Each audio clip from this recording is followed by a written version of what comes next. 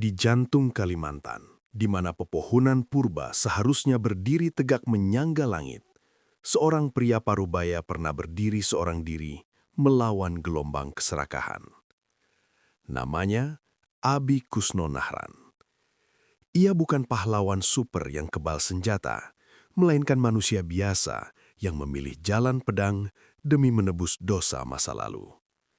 Ini adalah kisah tentang pertobatan, keberanian yang melampaui akal sehat, dan harga nyawa demi sehirup oksiden.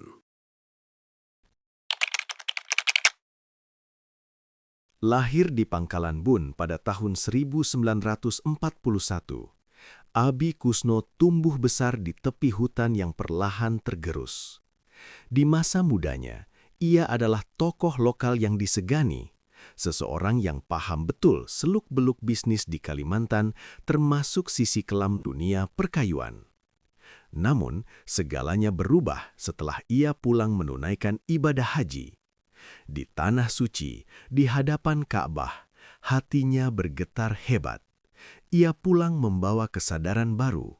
Merusak alam ciptaan Allah adalah dosa besar, sebuah pengkhianatan terhadap amanah Sang Pencipta. Melihat hutan Taman Nasional Tanjung Puting, rumah bagi orang utan dan paru-paru dunia dijarah secara brutal oleh cukong-cukong kayu, illegal logging, hati Abi mendidih. Ia merasa turut berdosa jika membiarkannya. Ia pun bersumpah mewakafkan sisa hidupnya untuk jihad ekologis, melawan para mafia yang saat itu seolah tak tersentuh hukum. Pada awal tahun 2000-an, Kalimantan adalah Wild West. Hukum rimba berlaku. Siapa kuat, dia menang. Abi Kusno memilih senjata pena dan kamera. Ia menjadi jurnalis investigasi untuk tabloid Lintas Hatulistiwa. Ia tidak duduk di balik meja. Abi masuk ke hutan, menyusuri sungai, memotret tongkang-tongkang raksasa yang memuat kayu ramin curian, dan mencatat nama-nama backing di baliknya. Laporannya tajam, langsung menunjuk hidung para raja kayu yang punya koneksi hingga ke Jakarta. Berkat keberaniannya menyuplai data kepada LSM International Environmental Investigation Agency (EIA) dan aparat, beberapa kapal tongkang berhasil disita. Ini adalah pukulan telak bagi para mafia.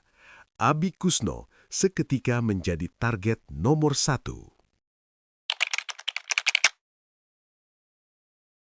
Rabu, 28 November 2001. Hari itu, langit Pangkalan Bun menjadi saksi kebrutalan manusia.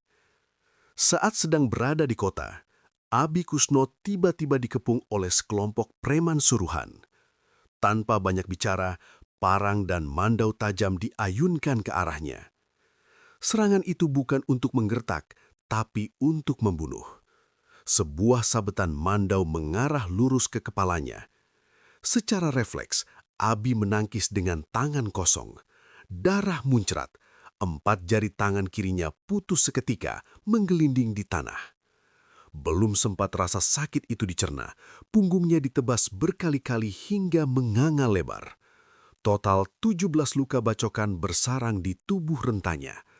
Para penyerang meninggalkannya terkapar di jalanan bersimbah darah, yakin bahwa Abi Kusno sudah tewas.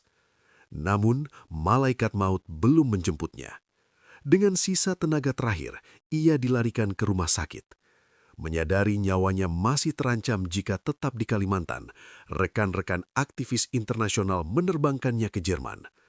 Di sana, ia menjalani operasi rekonstruksi berbulan-bulan. Ratusan jahitan menyatukan kembali kulitnya, meski 4 jarinya hilang selamanya. Siapapun yang mengalami kejadian itu pasti akan memilih pensiun dan hidup tenang. Tapi tidak bagi Abi Kusno. Sembuh dari luka justru membakar semangatnya lebih hebat. Ia merasa Tuhan memberinya hidup kedua untuk menyelesaikan misi. Mereka bisa memotong jariku, tapi tidak bisa memotong semangatku. Mungkin itu yang ada di benaknya. Menyadari bahwa berteriak dari luar pagar tidak cukup, Abi masuk ke dalam sistem. Pada pemilu 2004, ia maju sebagai calon anggota DPD RI, Dewan Perwakilan Daerah. Rakyat Kalimantan Tengah yang tergerak oleh pengorbanannya memilihnya. Abi Kusno melenggang ke Senayan. Di Jakarta, ia menjadi senator yang paling berisik. Ia mendobrak pintu Menteri Kehutanan dan Kapolri, mendesak penangkapan cukong-cukong yang masih berkeliaran. Tangan kirinya yang cacat sering ia angkat tinggi-tinggi dalam sidang sebagai bukti betapa bobroknya penegakan hukum di negerinya sendiri. Tahun 2006, perjuangan Abi mencapai puncaknya. Ia kian gencar melakukan inspeksi mendadak, sidak, ke kantong-kantong kayu ilegal. Beberapa hari sebelum akhir hayatnya, saat melakukan kunjungan kerja ke Muara Bulan, Kalteng, rombongannya dihadang massa. Sebuah paket diserahkan padanya.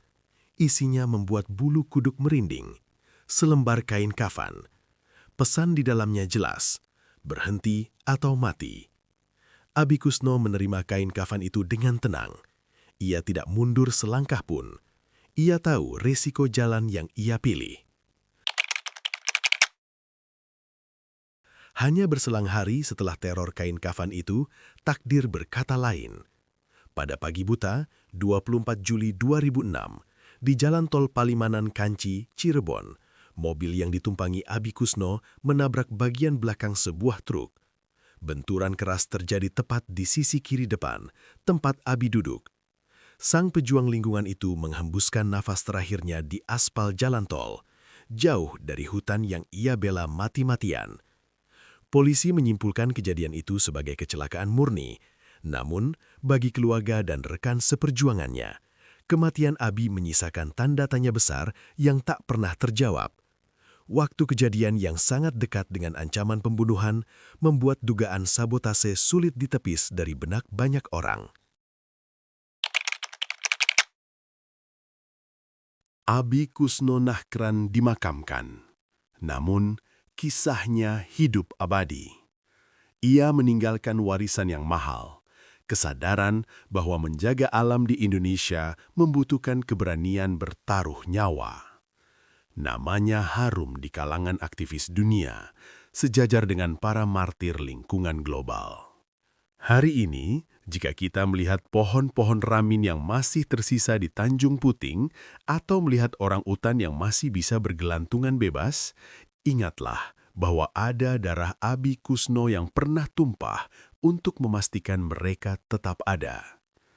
Ia adalah bukti bahwa satu orang dengan nurani yang bersih lebih kuat daripada sepasukan preman dengan parang di tangan.